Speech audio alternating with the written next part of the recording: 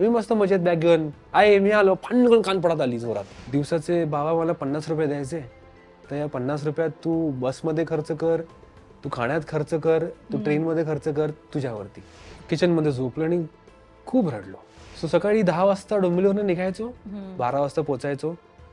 गुडपुडचा डब्बा असायचा हातात, घेऊन तिथे बसायचो मॅकडीच्या बाहेर. म्हणलं सर मैं बोलने में प्रॉब्लेम है, का से करूंगा, तू करेगा. पण तिच्या वाटेला मी तिला काहीच नाही देऊ शकलो.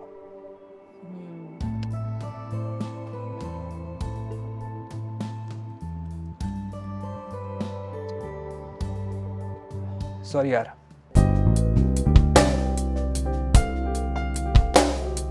आता आल्यापासून बघितलं घरामध्ये तू एक बाबा असतोस, एक कॉमन मॅन जो आपल्या मुलाच्या मागे पळत असतो, मुलाला जेवण भरवत असतो. इतकं म्हणजे सर्वसामान्य आयुष्य आहे या घरामध्ये असं मी तुला म्हणेन. राईट? काय काय चालू आहे नेमकं सध्या? काय ना, आयुष्य खूप सिंपल आहे. आपण सिंपल ठेवलं तर ते खूप सिंपल राहतं. आपणच त्याला कॉम्प्लिकेट करतो बऱ्याच गोष्टी त्यामध्ये ऍड करून. सो ते न करता जमिनीवर बसून जेवायचं शांतपणे. डायनिंग टेबल असेल तरी इथे असंच राहू द्या मागे. पण जी आपली मेन आपण म्हणतो ना की जे आपले मूळ आहेत ते धरून राहायचं आयुष्यात. सो आयुष्य खूप सिंपल होतं त्यानंतर.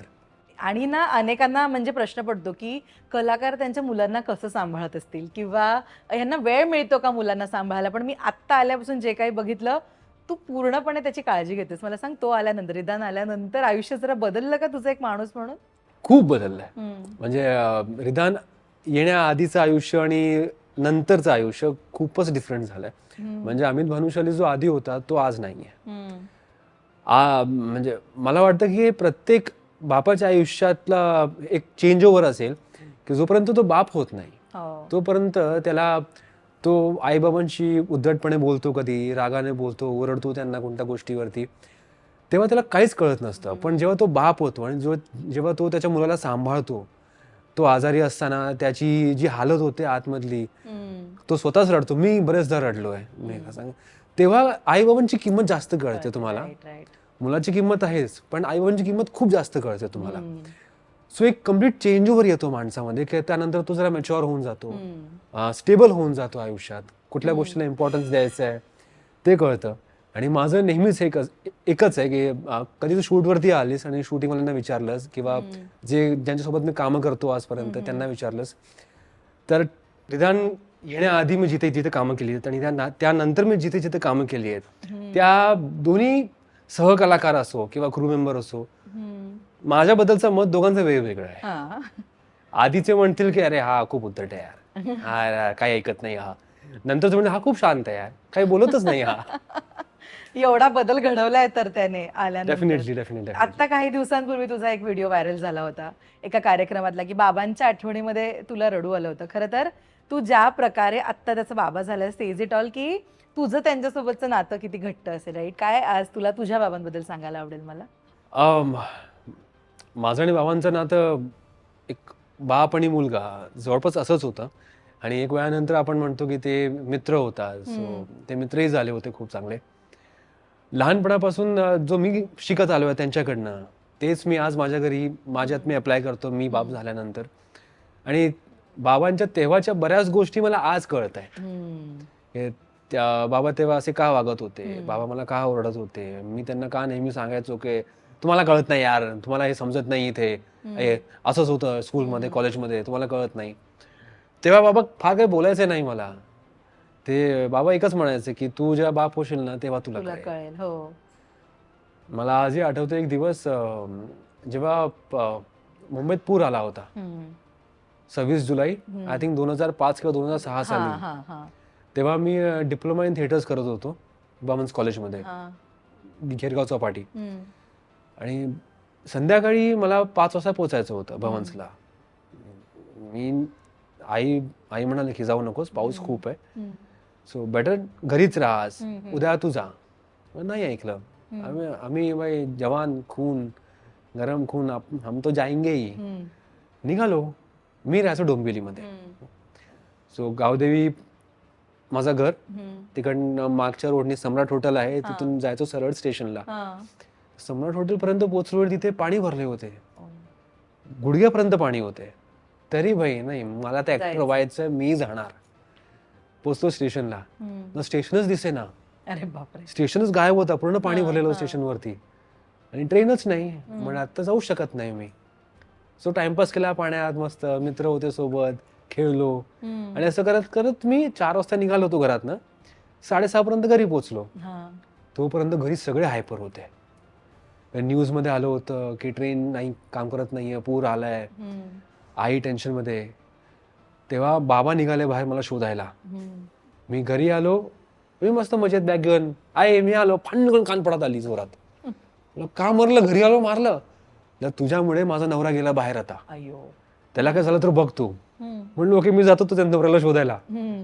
नाही, तू आता इथेच थांब, परत तू जाशील ते येणार. परत ते तुला शोधायला येतील. हो, आणि लाईट्स नाही, सो टेलिफोन काम करत नव्हते, हो. सो कॉन्टॅक्टचा पर्यायच नव्हता काही, बरोबर. आणि मोबाईल फोन्स पण नव्हते. कारण तेव्हापर्यंत फोन्स आले होते मार्केटमध्ये, लिमिटेड होते. सो मोबाईल फोन्स पण नव्हते. सो बाबा मग रात्री 9, 9:30 आले घरी आणि बघितलं मला, मी घरीच आहे.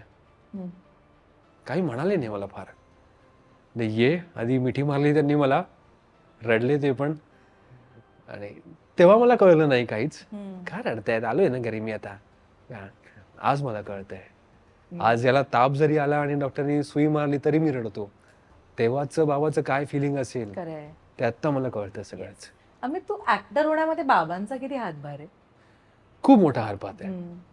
कारण बघा, जेव्हा तुम्ही एकुलते एक असता, आई बाबांचं, प्रत्येक आईबाबांचं स्वप्न असतं की शिक्षण चांगलं व्हावं, मग कुठेतरी चांगल्या नोकरीवरती लागावं, किंवा तो डॉक्टर व्हायला हवं, किंवा पायलट, काहीतरी एक चांगलं पोझिशन वरती तो मुलगा असायला हवा, म्हणजे तो सेटल असेल आयुष्यात.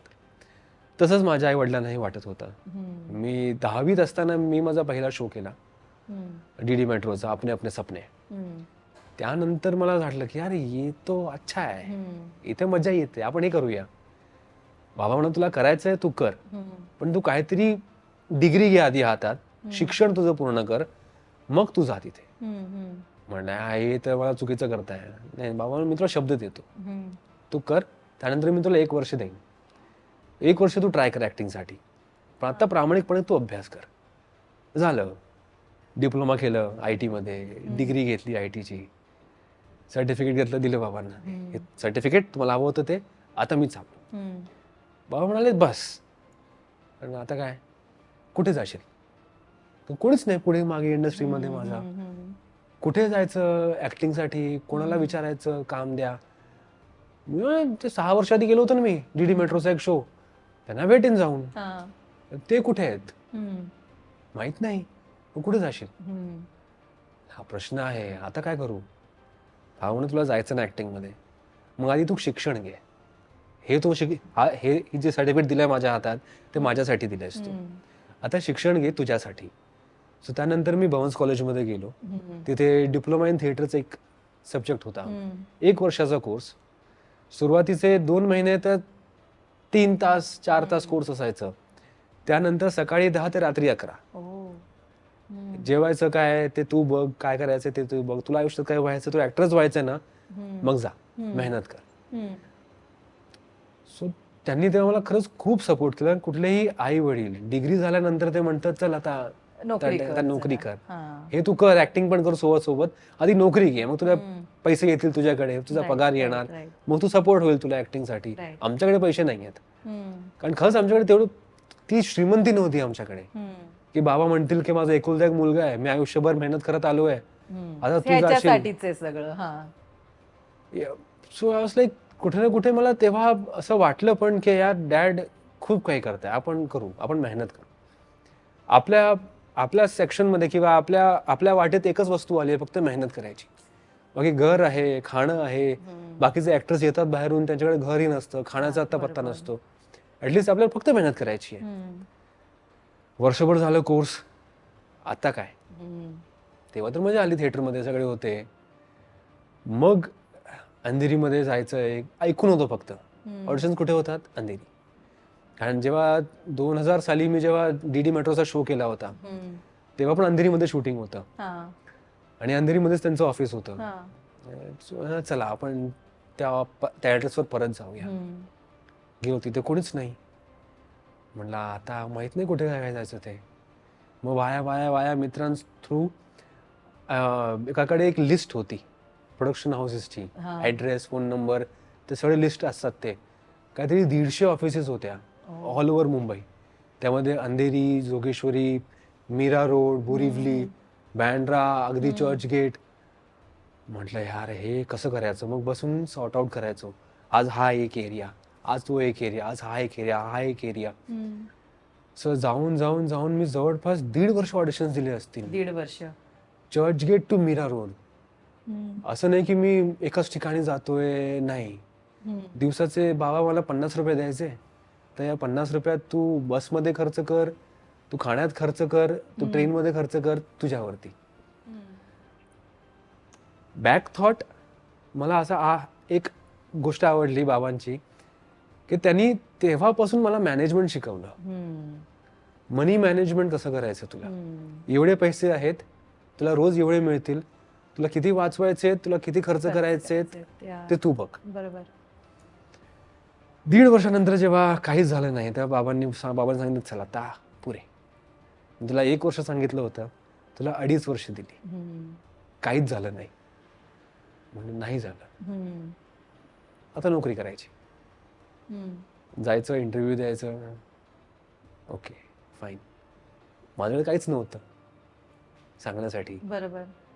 मेहनत तर करतोच आहे मी, पण यश येत नाही. यश येत नाही. ओके. आम्ही 1 रूम किचन मध्ये राहायचो डोंबिवलीमध्ये. पागडीचा फ्लॅट होता तो, स्वतःचा पण नाही. त्या दिवशी किचन मध्ये झोपलो आणि खूप रडलो. म्हणजे असं झालं की लहानपणापासून एक स्वप्न पाहिलं, ऍक्टर व्हायचं आणि ते आता सोडावं लागेल, काहीच करता येणार नाही.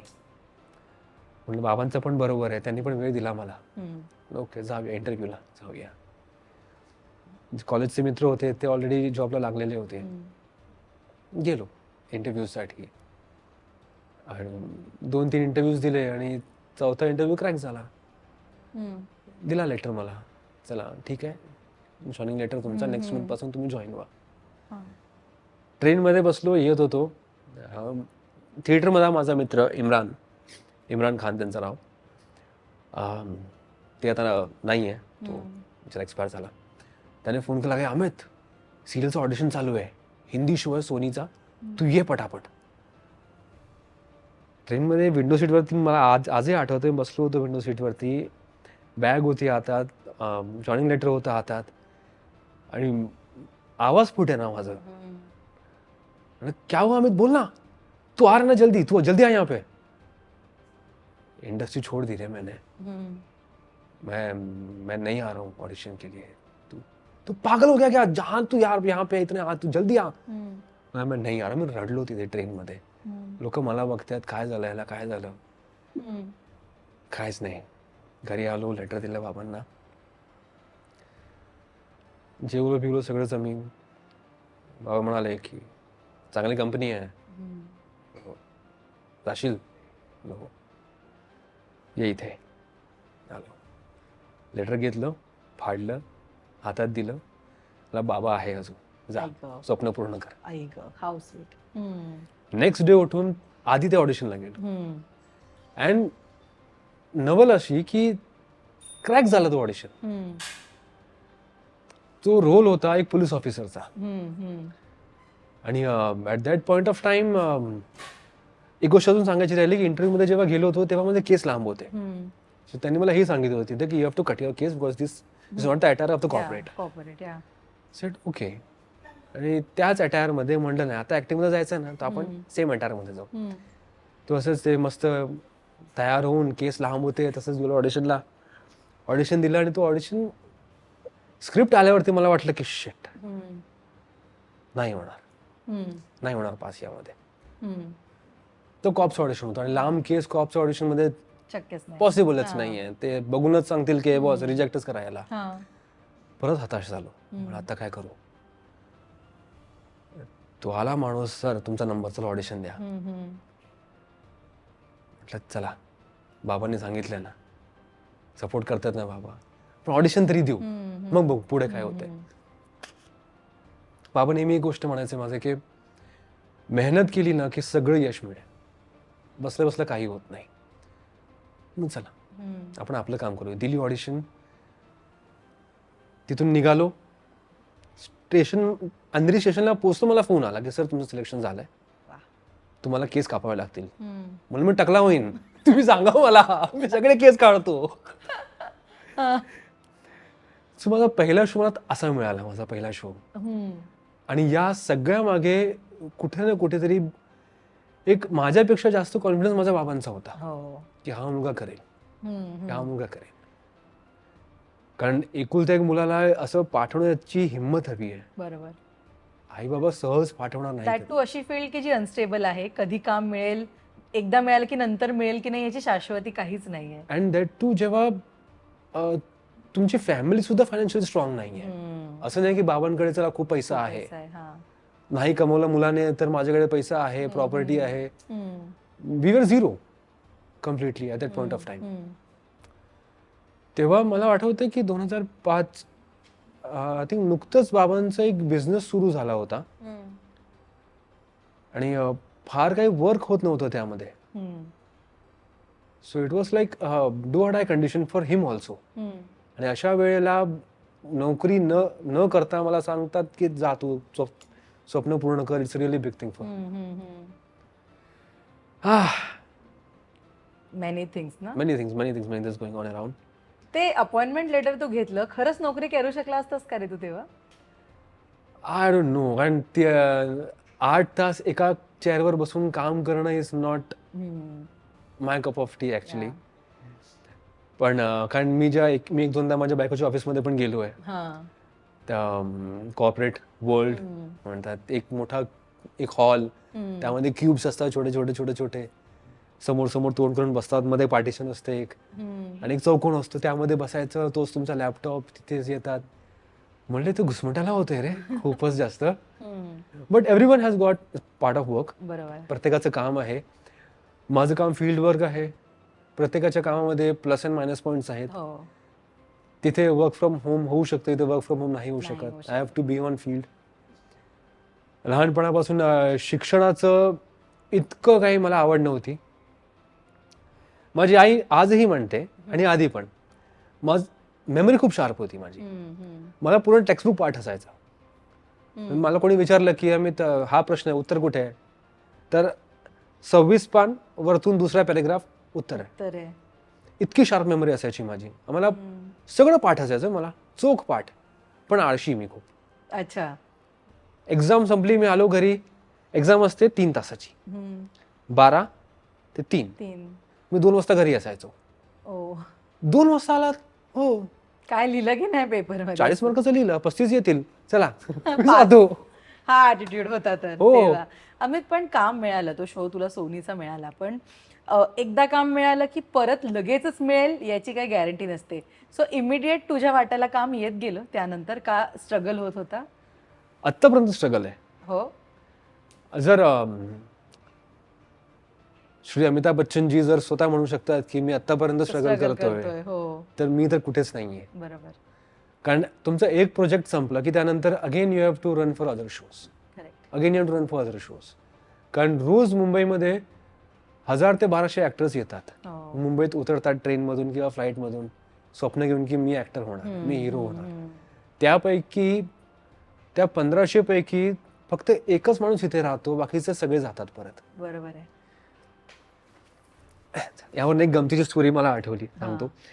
मी जेव्हा स्ट्रगल सुरू केली माझी, तेव्हा तो पेपरचा लिस्ट येण्याआधीची गोष्ट, ऍड्रेसेस आले मला त्या आधीची गोष्ट, अंधेरी, फक्त हे आठवण आहे.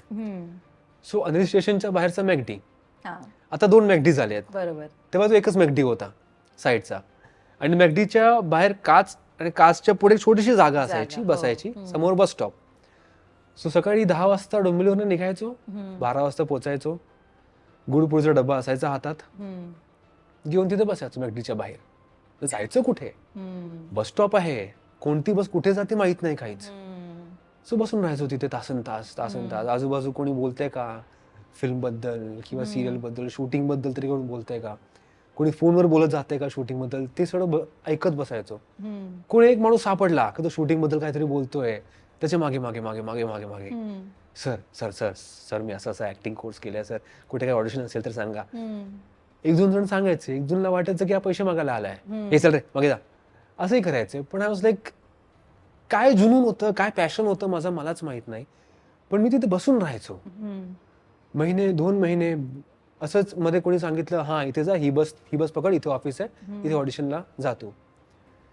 असं करत करत करत करत मी जवळपास तेव्हा सुद्धा 25 ते 30 ऑडिशन दिले असतील. तो श्रीजी हॉटेलच्या वरती सगळे ऍड्स ऑडिशन असतात. आता बहुतेक होत नाही तिथे, आता सगळे ऑनलाईन झाले, डिजिटल. तेव्हा 2 तास रांगेत बसायचो. आरामनगरला आपण, वर्सोव्याला आपण, यारी रोडला. श्रीजी हॉटेलच्या वरचा एक्सपिरियन्स आहे मला. 2-2.5 तास बसलो होतो. शाहरुख खान सोबतची ऍड होती, कोकची ऍड होती बहुतेक ती. 2-2.25 तास बसलो. त्यानंतर एक माणूस येतो बाहेर. तो माणूस बाहेर आला की सगळी गर्दी जाते चेहरा दाखवायला की sir sir sir sir sir sir sir sir मी सर सर मी. मला का मरताय, तो येईल ना बाहेर. 2 तास झाले. मग मला वाटलं मलाही मरावं लागेल असंच, नाही तर काय होणार नाही. सो मी गेलो, सर सर सर सर हा नॉट फिट, जा घरी. सर 2 तास थांबलो, नॉट फिट ना, जा ना. ओके ठीक आहे. नॉट फिट हा शब्द खूप त्रासदायक आहे ना या इंडस्ट्री मधला.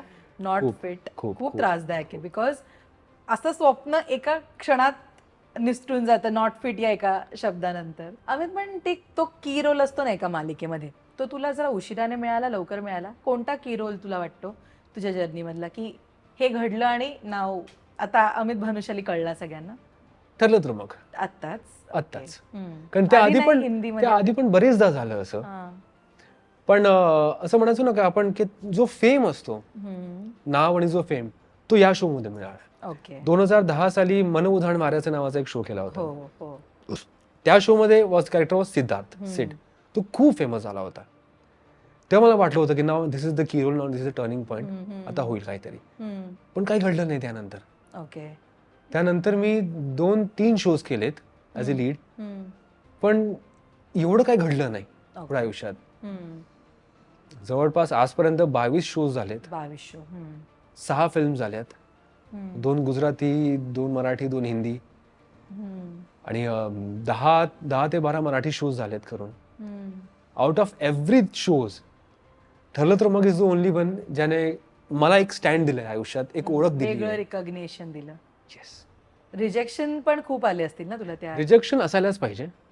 रिजेक्शन शिवाय एक्सेप्टन्सचा जोपर्यंत तुम्ही रिजेक्ट होत नाही ना, तोपर्यंत लोक ओळखतात, याचा आनंद तुम्हाला मिळत नाही. रिजेक्शन शुड बी दर. मी तर प्रत्येकाला म्हणतो की तुम्ही एखाद्या कुठल्या मोठ्या माणसाची ओळखणे तुम्ही याल, ऑडिशन न देता you are selected, you will do the role, आणि त्यानंतर जेव्हा तुम्हाला रिजेक्शन येईल तुम्ही पचवू शकणार नाही. बरोबर. मग तुम्हाला त्याचा राग येईल, तो तुमच्या इगोवरती येईल, किंवा तुम्ही डिप्रेशन मध्ये जाल. सो त्यापेक्षा always accept rejection and learn from it, की तुम्ही शिका त्यामधून की अच्छा या रोलसाठी मला रिजेक्ट केलं, तर का रिजेक्ट केलं, काय कारण आहेत, मी कुठे फिट बसत नाहीये, मला काय काय शिकायला हवं अजून. सो इच अँड एव्हरीथिंग तुम्ही बघा, शिका आणि मग पुढे जा. हिंदी मधनं सुरुवात झाली तुझी आणि देन तू मराठीमध्ये आलास. युजली आधी मराठी केलंयस? आधी अननोईंगली मी हिंदी केलं 10th मध्ये असताना. त्यानंतर माझी सुरुवात झाली होती मराठीमधनं. ओके. मी ती स्टोरी सांगितली तर हसशील, प्रेक्षकही सगळे हसतील. मी बऱ्याच लोकांनाही सांगतो जेव्हा जे सेटवरती येतात,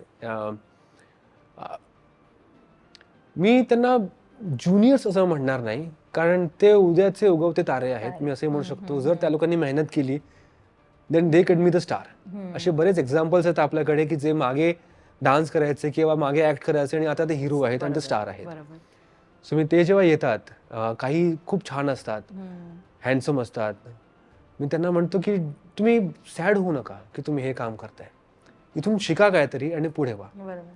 मराठीमध्ये एक शो होता या गोजीरवाड्या घरात, तेव्हा मी खूप लहान होतो. ईटीव्ही ईटीव्ही मधला. कॉलेजमध्ये नुकताच गेलो असेल किंवा असं काहीतरी असेल, बाबांनी सांगितलं होतं की करायचं नाहीये, पण तरी सुद्धा मस्ती असते. वन डे टू डे साठी आपण जाऊ कुठेतरी. वरकड काका एक आहेत, त्याला मी पोस्टमॅन काका म्हणतो. त्यांची स्टोरी सांगेन मी पुढे आता. पोस्टमॅन काका कॅम्प्स क्लबचा तो शो होता मनोज धाणवारेचे. ते तिथे जायचे लेटर देण्यासाठी पोस्टमॅन, आणि ते मला ओळखायचे. सो एकदा मलाही घेऊन गेले, लेटर सोबत मलाही त्यांना दिलं की हा मुलगा पण आहे, याला ऍक्टिंग करायची आहे. ओके उद्या या तुम्ही. अंधेरी ईस्ट मध्ये खन्ना स्टुडिओ आज नाहीये, तोडला गेला तो बहुतेक. तिथे शूटिंग असेल. खुश, अरे हा शूटिंग हा रे सॅम. गेलो तिथे, बसलो रूम मध्ये. सर तुमचा हा रूम आहे. ओके जातो. दार उघडला, आतमध्ये ये गर्दी. म्हणलं इथे कुठे बसायचं? हा बसा इथे. काय आहे काम? हा ड्रेस आणणार आहे. वेटर आहेस तू? वेटर आहेस. 400 रुपये मिळायचे पर नाईट. वंदना गुप्ते त्या सीन मध्ये होत्या आणि डॉक्टर गिरीश ओक, त्या दोघांचा सीन होता. आणि ते बसलेत, मला जायचंय, चहा ठेवायची टेबलवरती, निघून जायचं. तुमची जर्नी सुरू होते ना, ते कुठेतरी तुमच्या सबकॉन्शियस माइंड मध्ये पण काही गोष्टी लोक बसवतात. तिथे बसल्या बसल्या लोक जी आजूबाजूची होती, लोक जे माझ्या सोबतच, कोणी वेटर होता, कोणी रिसेप्शनिस्ट होती, ते सगळे मला म्हणायचे की यार तू हिरो आहेस, तू हिरोच आहेस, तू मी सांगतो तुला, तू जाशील, तू हिट होशील. आता वेटर करतोय तर ना, आता हिरो काय. ओके, टेक सुरू झाला. तिथे बोलवलं मला, ट्रे, कप, जायचंय, ठेवायचंय. Okay action. सर हलतीये, सर सॉरी सर ट्रे हलते सर सॉरी. 3 झाले. परत हलतच, ऍक्शन म्हटले की हलतो ट्रे. ए काढा रे याला बाहेर, तू आ, तू लेके जा, तू वहां पे ग्लास साफ कर सर. ते केलं. अरे बापरे, खूप वर्ष आधी हे या गोजीरवाण्या घरात खूप जुनी आहे. अरे बापरे. पण ती उमेद आणि ते स्वप्न कायम होतं ना, कारण जसं तुम्हाला सबकॉन्शियस माइंड मध्ये लोकही टाकतात काही गोष्टी की तिथपर्यंत पोहोचायचं, हिरो व्हायचंय आपल्याला. आणि नेमकं कॉलेज संपल्यानंतर आधी त्याच शो मध्ये परत मी एक चांगला रोल पण केला. शिशिर शर्मा म्हणून ऍक्टर आहेत, ते त्या शो मध्ये डॉक्टर होते आणि त्यांचे असिस्टंट म्हणून मी आलो होतो त्या शो मध्ये. मग हिरोईनच्या बहीण सोबत माझा अफेअर सुरू होतोय. तो एक चांगला ट्रॅक मला मिळाला होता त्यानंतर. सो ज्या शो मध्ये वेटर रिजेक्शन झालं माझं ऍज अ वेटर, त्या शो मध्ये मी ऍक्टिंग पण केली. सो एक छोटा प्रवास तिथेच झाला माझा, आणि एक कॉन्फिडन्स तिथे झाला की जर मी हे करू शकतोय तर मी पुढेही जाऊ शकतोय. आता तुला बदल करावे लागले असतील ना स्वतःमध्ये जेव्हा तू ऍक्च्युअली इंडस्ट्री सुरू झाली तेव्हा? खूप काही. मी 2000 साली जेव्हा कहो ना प्यारे फिल्म आली, तेव्हा ऋतिकचा डायट फॅन झालो. आजही मी त्याचा फॅन आहे.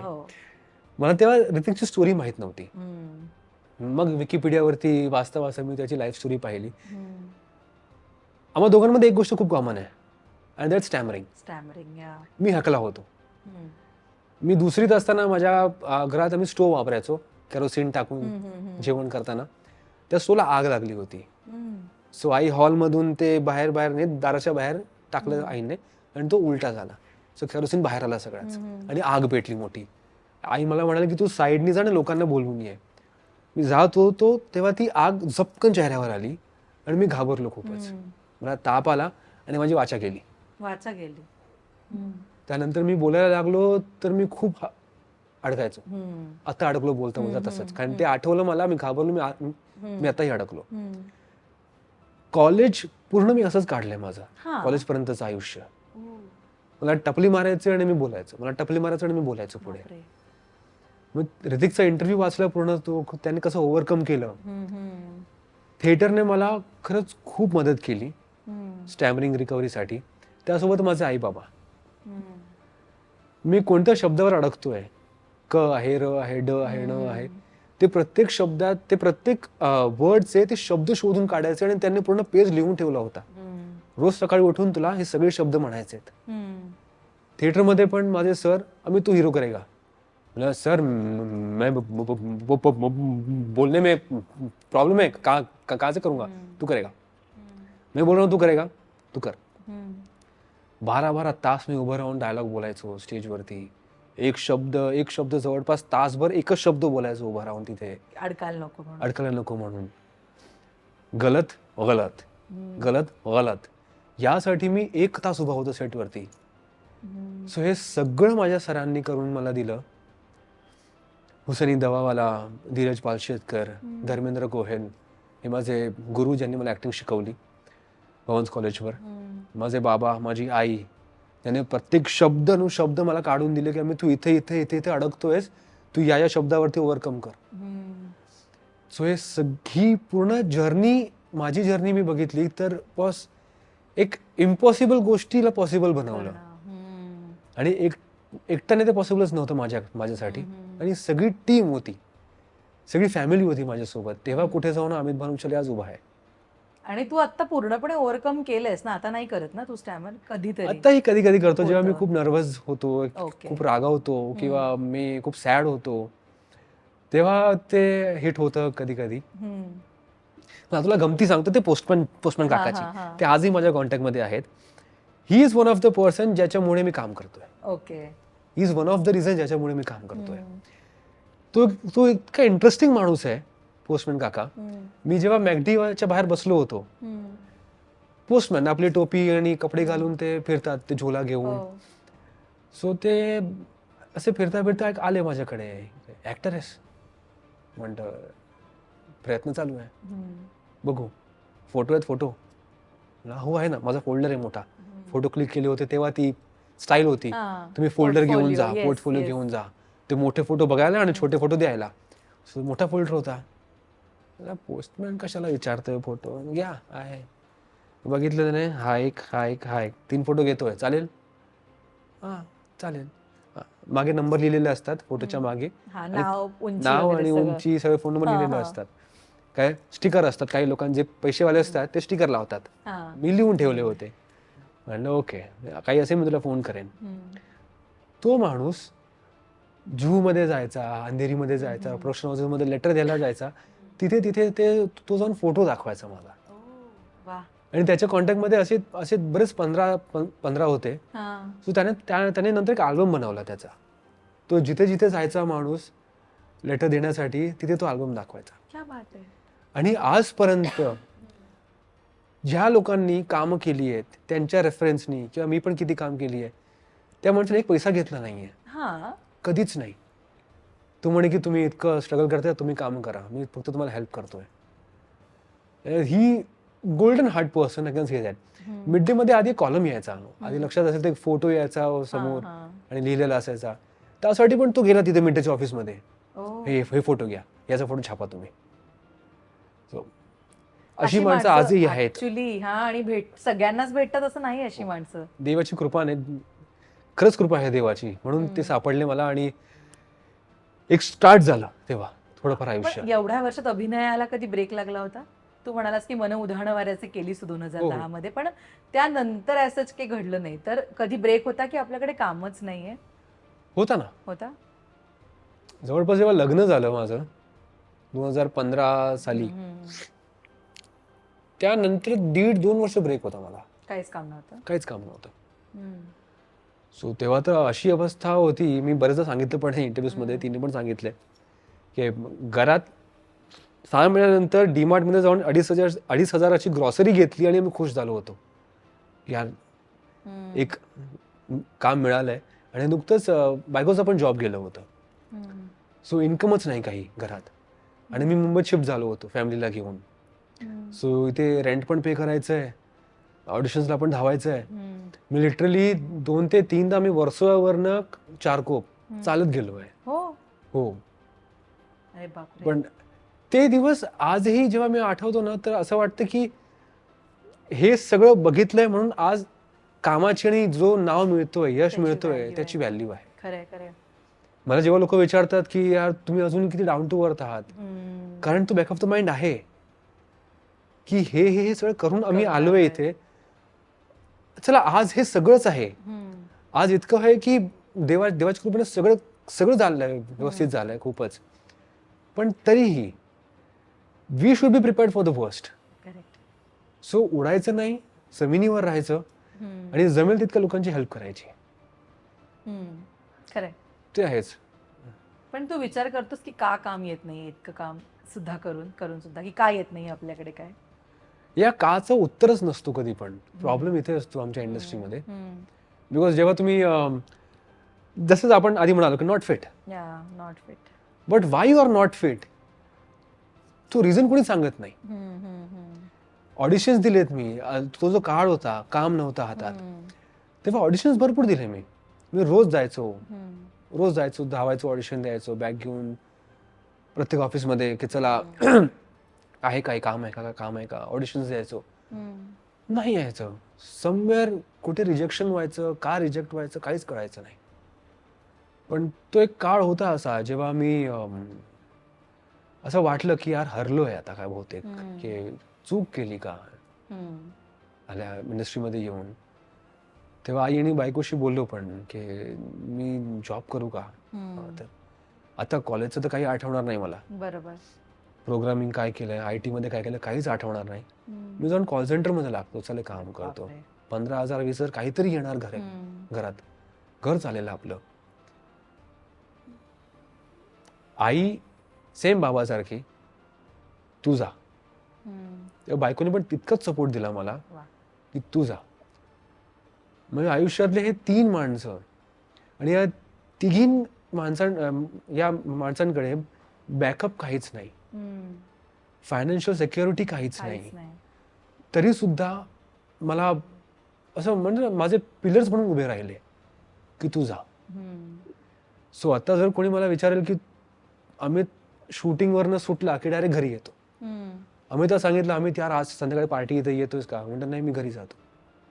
कारण ज्या माणसांनी मला इतकं पाठबळ दिलंय, माझं पूर्ण वेळ मी त्यांनाच देतो आता काही झालं तरी. किती मस्त गोष्ट आहे ही, खरंच मस्त आहे. इमोशनल ब्रेकडाऊन्स तू मगाशी उल्लेख केला की खूप आधी तू किचनमध्ये झोपताना रडला होतास. खरं तर काम आपल्याकडे येते हवं तसं येत नाहीये, रिकग्निशन लेट मिळते, अशा वेळी ना मनस्थिती स्टेबल ठेवणं किंवा मेंटली स्ट्रॉंग राहणं खूप गरजेचं असतं. तुझ्या बाबतीमध्ये सांग, तू किती लक्ष देत होतास किंवा आत्ता देतोयस तुझ्या मेंटल पीसकडे किंवा त्या स्टेबिलिटीकडे? बिकॉज ना खाली दिमाग शैतान का घर असं म्हणतात, राईट? अनेक विचार येतात. सो किती प्रायोरिटीवर ठेवतोस तू मेंटल हेल्थ? मेंटल हेल्थ मी तसं फार काही करत नाही त्यासाठी. आधी पण काय करायचं नाही माझं. I think it's because of gym. Me gym वेळा माणूस आहे, तो एक आहे जो मला बूस्ट करतो मेंटल स्टेबल ठेवण्यासाठी. And second is spirituality. लहानपणी कॉलेजमध्ये असताना, शाळेत असताना आई रोज संध्याकाळी माझ्या कानफडात वाजवायची, झोपून राहू नकोस, जा मंदिरात जा, स्वामीजी आहेत, प्रवचन सुरू आहे, जा तिथे. ती गोष्ट कुठे ना कुठेतरी मला आज इतकं स्ट्रॉंग बनवलंय आतून सुद्धा की काही जरी हल्लो तरी मी जाऊन मंदिरात बसायचो जाऊन. अमित डोंबिवलीमध्ये पण कोणाला विचारलं की अमित कुठे जायचा, मंदिरात सापडतो. आयुष्यात कारण धक्के बसले ना, लहानपणापासून बघत आलोय मी हे. हा तर एक माझा पोर्शन झाला हा की मी स्ट्रगल केलं. काय ते स्ट्रगल करण्याची हिंमत कॉन्शियसली सबकॉन्शियसली तुमच्या लहानपणापासून बिल्डअप होत जाते. तसंच माझ्या बाबांना पाहिलं मी का माझे बाबा आधी जॉबच करायचे, अचानकच त्यांचं झालं की आपण बिझनेस करू. ठीक आहे. सो जॉबची एक रेग्युलर इन्कम अचानकच बंद झाली आणि तेव्हा मी जस्ट 10th पास आउट झालो होतो. म्हणलं आता ओके. डॅड म्हणे तू जा. डिप्लोमा इन IT त्याची फी खूपच असते, ते बॅर करणं आणि पुढे काही सोर्स नाहीये काय करायचं, कारण तेव्हा मी शून्यवरती आलो होतो जवळपास. डॅड तू जा, तू कर, मी आहे ना, मी करतो, जा तू जा. सोबत आई सुद्धा होती. आई ब्युटिशियन होती, ती पार्लर पण करायची. सो पार्लर ओपन करण्यासाठी पैसे नव्हते, so she was operating from home. घरीचे असे क्लायंट आई. आणि शाळेत असताना सुद्धा ते सगळी मंडळी बसायची घरी, मेहंदी शिकतायत, पार्लर शिकतायत, ते सगळे त्यांचं मी पण शिकलो, मेहंदी ड्रॉइंग करायचं ते सगळं, आयब्रो शिकलो. काय सांगतोस? हो. आई मला म्हणायची बघ इथे केस आहेत, आयब्रोनी कर, ट्राय कर, करायचं ते पण. सो हे पण असू शकलं असतं, मी झालो असतं ब्युटिशियन काहीतरी, मी पण चांगलं असं काही. काहीतरी वेगळं फील्ड एकदम. पण तुझं फर्स्ट इन्कम किती रुपये होती ऍक्टिंग मधली पहिली कमाई? पहिली कमाई माझी जास्त होती, हम्म. 4000 पर डे. Okay. डीडी मेट्रोचा शो केला मी जेव्हा 10वीला. 10वीला. ओके. त्यानंतरची माझी इन्कम झाली 400 रुपये पर डे. हा. मग आलो 700 रुपये वरती, मग आलो 1000 वरती, मग आलो 1500 वरती, मग आलो 5000 वरती. असं करत करत करत करत आज एका लेवलला पोचलो.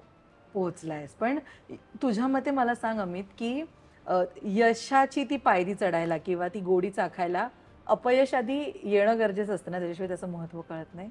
You believe? त्याशिवाय तुम्हाला यशचा अर्थच कळणार नाही. कळणार नाही यश काय आहे. कारण जर नेगेटिव्ह आहे तर पॉझिटिव्ह आहे, राईट राईट. देव आहे तर दानव आहे. जर दानवला पाहिलंच नाही तर देवाला दानव म्हणायचं की दानवला देव म्हणायचं कसं कळेल तुम्हाला? अपयश यासाठी गरजेचं आहे तुम्हाला, कारण तुम्हाला कळतं की तुम्ही कोण आहात. एक फिल्म आली होती अमिताभची, लावारिस. लावारिस फिल्म मध्ये एक डायलॉग आहे अमिताभचा. तो लावारिस असतो, त्याला रणजित जो विलन आहे त्या फिल्मचा तो उचलतो, तू ये माझ्या इथे काम कर. सो रणजितचा जो नोकर दाखवला आहे, त्याचं नाव मला आठवत नाही, he is a well non actor. तो अमिताभच्या आधीचे कपडे, तो काळा दुपट्टा बांधायचा, एक सेम पीस, तो फेकायला जातो. तो घेतो, अमिताभ म्हणतो ये अपन की पहचान है, ये हमेशा अपने साथ रहेगा, ये याद दिला की मैं कौन है, तुमने लोग क्या बनाया है. सो माझ्यासाठी हेच आहे, मी अमित आहे, मी हेच आहे जो मी आहे आणि मला हेच कंटिन्यू करायचं आहे. मला बरेचदा जेव्हा लोक मिळतात की यार तुम तो ॲक्टर हो यार, तुम तो ॲक्टर हो यार, म्हटलं मी ॲक्टर आहे कारण माझं काम आहे. That's my part of job. तुम्ही कॉर्पोरेटमध्ये काम करता, तो तुमचा भाग आहे. काही काही अशी माणसं पण आहेत जे कॉर्पोरेटमध्ये खूप वेल नोन आहेत, ज्यांना बहुतेक असं ॲक्टर मी ओळखत नसेल, आणि ती वेल नोन माणसं असं ॲक्टर मला ओळखत नसतील. But we both are at same level. बरोबर बरोबर. सो प्रत्येक माणसाची प्रत्येक स्तरावर एक ओळख आहे, तो स्टार आहे. आणि डाऊनफॉल बघितलं की आपल्याला कळतं की आपल्याला बॉस जास्त ओढायचं नाही आता, आपण जमिनीवर चालत जाऊ चालत जाऊ चालत जाऊ. खरंय. तसंच ही लक्झरी आहे, घर गाड्या किंवा एक छान लाईफस्टाईल, हे उशिराने मिळालं तुला का लवकर मिळालं? जरा वेळ गेला? हे मिळालं गेलं, मिळालं गेलं, परत मिळालं, असं झालं माझ्या आयुष्यात. कारण म्हणजे सांगितलं आता की बाबांनी बिझनेस सुरू केला तेव्हा, त्यानंतर एक असा काळ आला होता, आमचे ट्रक्स होते, गाड्या होत्या, बाबांचा बिझनेस छान चालला होता. सो तेव्हा असं होतं की बस पैसे आ रहे हैं घर में मस्त में. आम्ही खूप खुश होतो की चलो भाई आता चांगलं झालंय, मस्त झालंय. 3 वर्षानंतर अचानक एक रात्री कळतं की 3 पार्टनर, बाबा आणि अजून 2, त्या 2 पार्टनरने काहीतरी झोल केला आणि जे आहे ते तर विकलं गेलं सगळंच. शिवाय आमच्या भागचं पण जे होतं ते सुद्धा द्यावं लागलं. साकीनाकामध्ये एक फ्लॅट घेतला होता बाबांनी तेव्हा, तो इमर्जन्सीमध्ये 4 लाखात विकला फक्त. अरे बापरे. एका रात्रीत, की पैसे हवेत द्या. तेव्हा पण माझ्या बाबांना मी या खुशीसाठी खूप मानतो की तो माणूस हल्ला नाही. किती काय झालं ना, तो खुर्चीवरती बसून असायचं, हा चल झालं, आता पुढे काय करायचं याचा विचार करू आपण, झालं ते विसरून जा, पुढे बघ आता. सो त्यांच्याकडनं ही गोष्ट पण शिकलो मी की बॉस काही झालं आयुष्यात तर पेशन्स की पेशन्स की पेशन्स की पेशन्स. त्या डाऊनफॉल नंतर आम्ही बॅक टू डोंबिवली परत.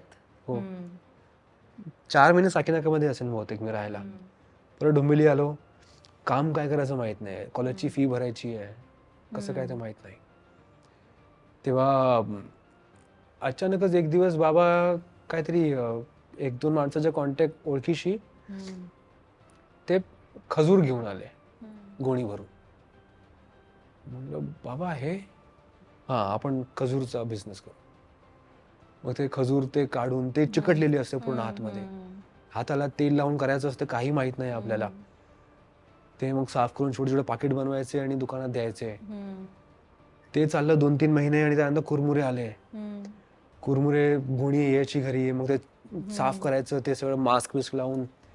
आणि मग मी आणि बाबा मी जायचो कुरमुरे विकायला बाहेर. तेव्हा माझेच मित्र सोसायटीचे जे मित्र असायचे, ज्याला आपण मित्र म्हणतो, पण जेव्हा असा काढ येतो तेव्हा कळतं की खरा मित्र कोण आहे. कोण आहे. हो हो. तेव्हा ते चिडवायचे, कुरमुरावाला कुरमुरा बेचने जा रहा है. सो त्यानंतर बाबांनी बरीच मेहनत केली.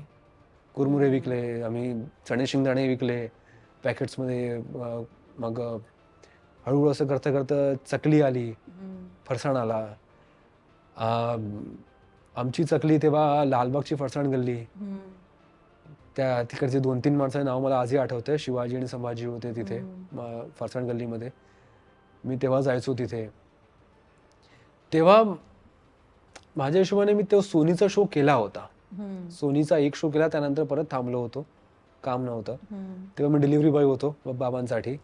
40 किलो चकली घेऊन जायचो डोंबिवलीवरून लालबागला, किंवा लालबाग, malaड, मुलुंड, घाटकोपर, चेंबूर सगळ्या ठिकाणी जाऊन जाऊन सामान पोचवायचं.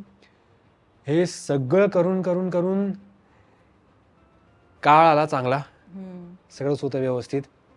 आणि दॅट पॉइंट ऑफ टाइम बाबा गेले. म्हटलं आता ओके, परत तो डाऊनफॉल आला. परत तिथून वर कसं यायचं. तेव्हा बाबा होता, एक हेल्पिंग हँड होता हातात, एक सपोर्ट होता, डोक्यावर हात होता एका माणसाचा. माहित होतं की चला काही झालं तरी एक आहे सपोर्टसाठी माणूस. पण त्यानंतर असं झालं की मी कम्प्लिटली एकटा पडलो होतो की आता काय करू मी आयुष्यात, काहीच माहित नाहीये. आतापर्यंत चाललं होतं, सगळं व्यवस्थित चाललं होतं, खूप होतं.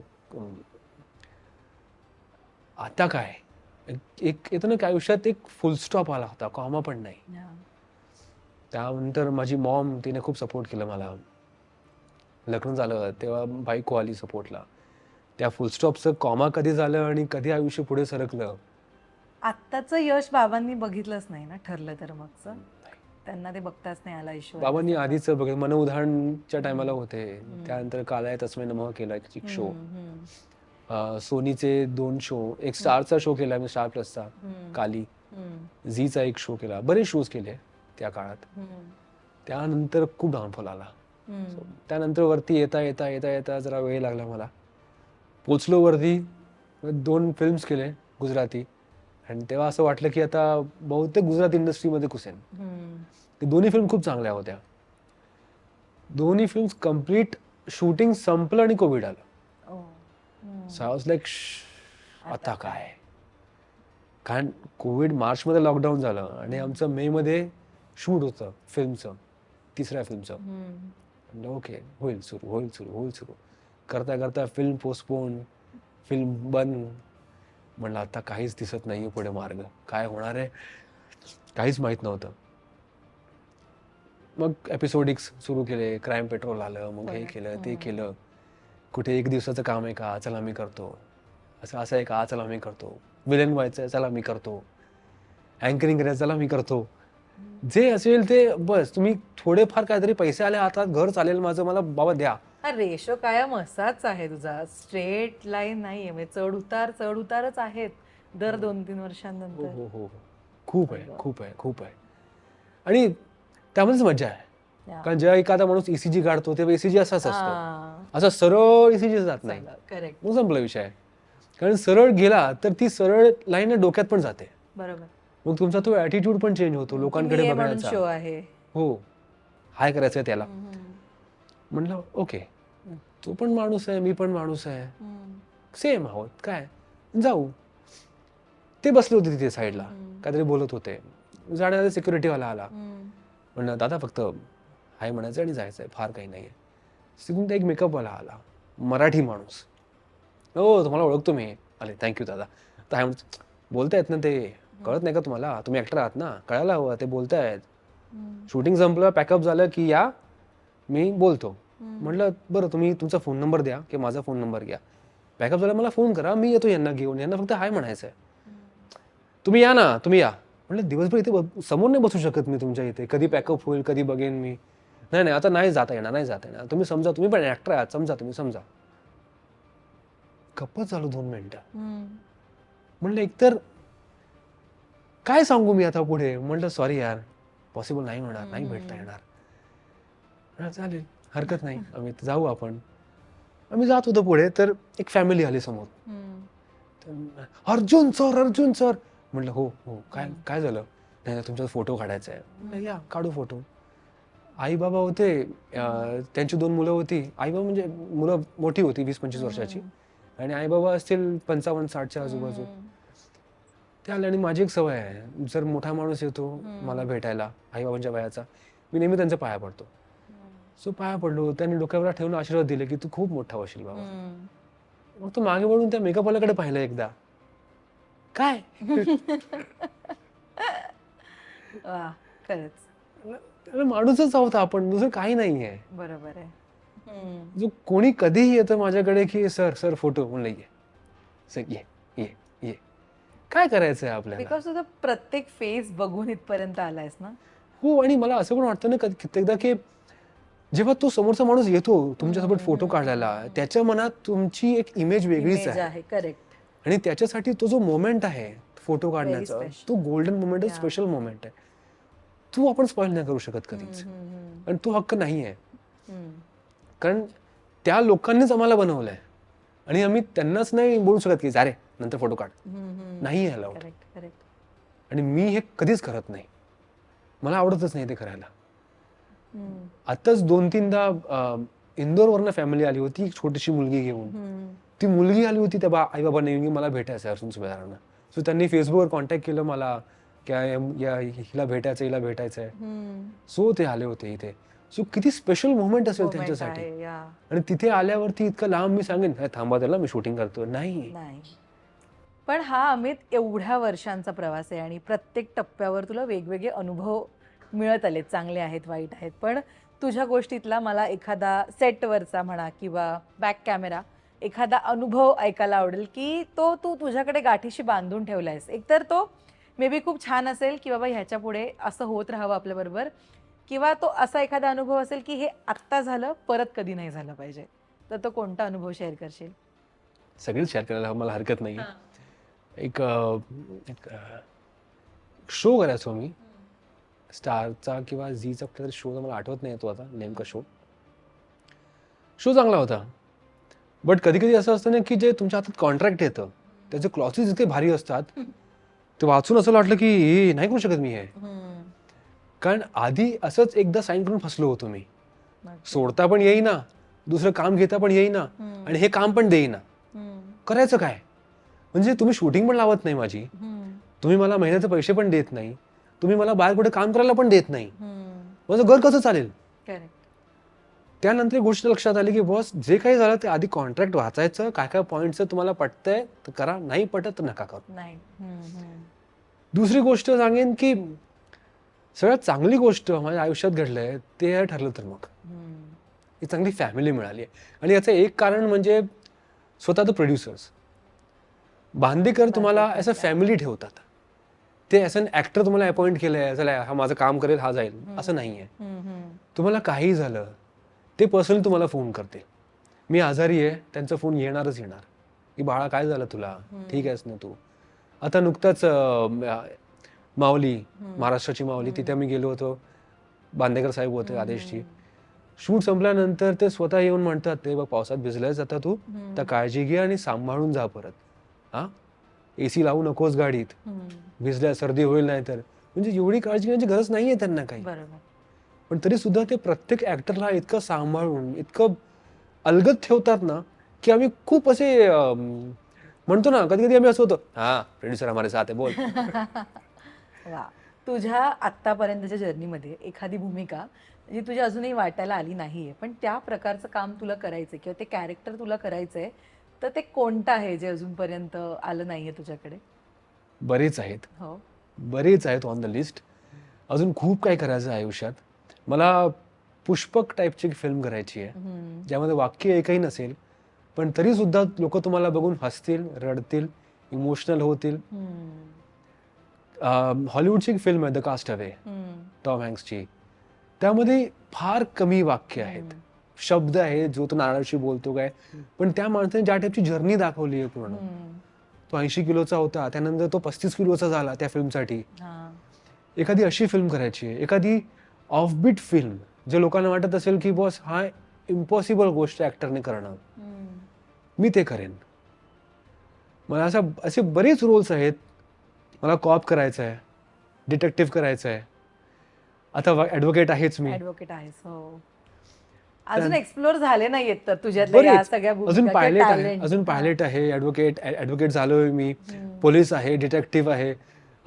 त्यानंतर या अशा ऑफबीट फिल्म्स आहेत जिथे शब्द नाहीये एकही, पण तरीही भावना पोचतात, डायलॉग पोचतात लोकांपर्यंत. असं खूप आहे. क्या बात आहे. पण शेवटचा प्रश्न मला सांग, तू आईबाबांना खूप क्रेडिट दिलंस, बायकोला खूप क्रेडिट दिलंस या संपूर्ण प्रवासाचं.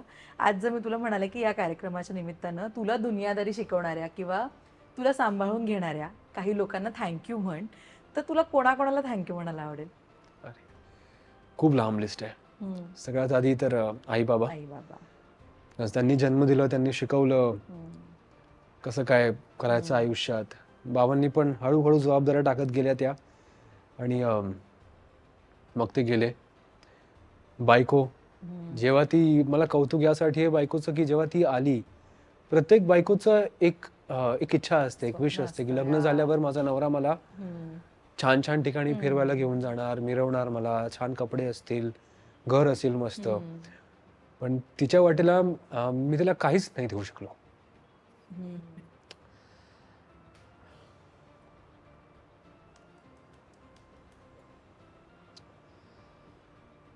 सॉरी यार. होणार सगळं हळूहळू छान होणार. वाईट वाटतंय या गोष्टीचं की जेव्हा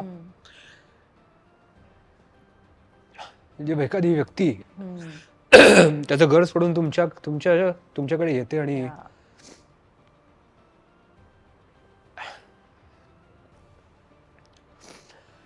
sorry. No problem, take your time. So main thanks की तिला, की तिने इतकं समजून घेतलं आणि कधी हात सोडला नाही. मी खूप चांगला आहे असं नाही, मला माझ्यात बऱ्याच वाईट गोष्टी पण असतात, प्रत्येक माणसात असतात. पण त्या सगळ्या ऍक्सेप्ट करून खूप रागिष्ट आहे, खूप टँट्रम करतो. मी तुम्हाला ते सांगितलं की रिधान येण्याआधीचं आयुष्य आणि रिधान नंतरचं आयुष्य खूपच वेगळं. रिधान येण्याआधीचा जो रागिष्ट माणूस होता, ॲरोगंट होता, तो कुठे ना कुठे तरी जरा कमी झालाय, सॉफ्ट स्पोकन झालाय आता. सॉफ्ट स्पोकन झालाय थोडंफार, फार मी म्हणणार नाही. पण थँक्स खरंच. आज आपण आहोत इथे, तर विशेष थँक्स तर मी माझ्या बायकोला म्हणेन आता. कारण बघ, आई बाबा आपलेच आहेत, ते आपल्या मुलाला कधी असं भारेवर सोडणार नाही. पण बायकोकडे ऑप्शन होता. आज आपण बघतो बरेचदा की लग्न होतं आणि सेपरेटेड, तिच्या मनात कधीच नाही आलं ते. सो आज जर यश आहे माझ्या हातात, तर मॅक्झिमम क्रेडिट तिचं आहे याच्यामध्ये, की तेव्हा तिने पेशन्स ठेवले जेव्हा काहीच नव्हतं, है ना? So basically thanks to her. घर, मला, माझी आई, सगळ्यांना सांभाळून घेतलं. सेकंडली आय थँक्स माझे पोस्टमॅन काका, वडकड काका, जे माझे कोणीही नसताना त्यांनी माझे फोटोज इतक्या लोकांपर्यंत पोचवले, जाऊन मला इंडस्ट्रीमध्ये घेऊन गेले. सुरुवात ॲटलिस्ट झाली तिकडनं की बस इंडस्ट्रीमध्ये शिरलो, मला माणसं ओळखता आली की कुठे कुठे कामं मिळू शकतात. थँक्स टू माझे स्वामीजी मंदिर, जिथून मला चांगलं शिक्षण मिळालं आयुष्याचं, की कसं तुम्हाला डाऊन टू अर्थ राहायचं, की तुम्ही कोण आहात हे ओळखण्यासाठी खूप मोठी मदत लागते. माझे सगळेच प्रोड्युसर्स ज्यांनी मला कामं दिलंय आजपर्यंत. Thanks to my son Ridhaan, ज्याने मला एक बेटर ह्युमन बिंग बनवलं. मी ॲज अ वडील कसा असेल मला माहीत नाही, पण डेफिनेटली एक चांगला माणूस मला त्यांनी खूप हेल्प केली, बनवलं आहे. आणि मी नेहमी हेच सांगतो त्याला की तू चांगला माणूस हो, बी अ गुड ह्युमन. तू किती शिक्षण घेणार, तू किती मोठा होणार, तू मोठा सुपरस्टार पण झालास उद्या, तुला ऍक्टिंगमध्ये यायचंय माहित नाही, तुला जॉब करायचंय माहित नाही, तू कोणत्या क्षेत्रामध्ये तू वरपर्यंत पोहोचलास तरी एक चांगला माणूस राहा. That's it. माझं नेहमी हेच म्हणणं असतं. So thanks to each and everyone, thanks to you actually. Amit, पण आत्ता जी फेज आहे ना ठरलं तर मगची, ती म्हणजे आत्ता तुझ्याकडनं मी एवढं ऐकल्यानंतर आय विश की ही फेज कायम असू दे तुझ्या आयुष्यामध्ये. अशाच प्रकारच्या सुंदर सुंदर मालिका, चित्रपट तुला मिळू देत आणि टॉपवर राहा. म्हणजे तुला सगळ्यांनी सांगितलंय की तू हिरो बनेगा, सो हिरो वरूनच राहा तू कायम. आणि थँक्यू सो मच खरं तर इतक्या मनमोकळ्यापणाने तू गप्पा मारल्या. कारण आपल्याला फक्त कलाकार, अच्छा हा अर्जुन सुभेदार करतो, ओके, अर्जुन सुभेदार पर्यंत हा कलाकार कसा आला ना, हे जेन्युअनली मलाही माहित नव्हतं, जे आज उलगडलं यानंतर. Once again thank you so much. आणि खूप शुभेच्छा तुला, श्रद्धाला, रिदानला, सगळ्यांना. All the very best. Thank you so much की तुम्ही वेळ दिला. आणि थँक्स टू प्रेक्षक की ज्यांच्यामुळे आज मी इथे आहे. खूप प्रेम करतात तुझ्यावर प्रेक्षक, जेन्युअनली खूप प्रेम करतात. All the best. थँक्यू.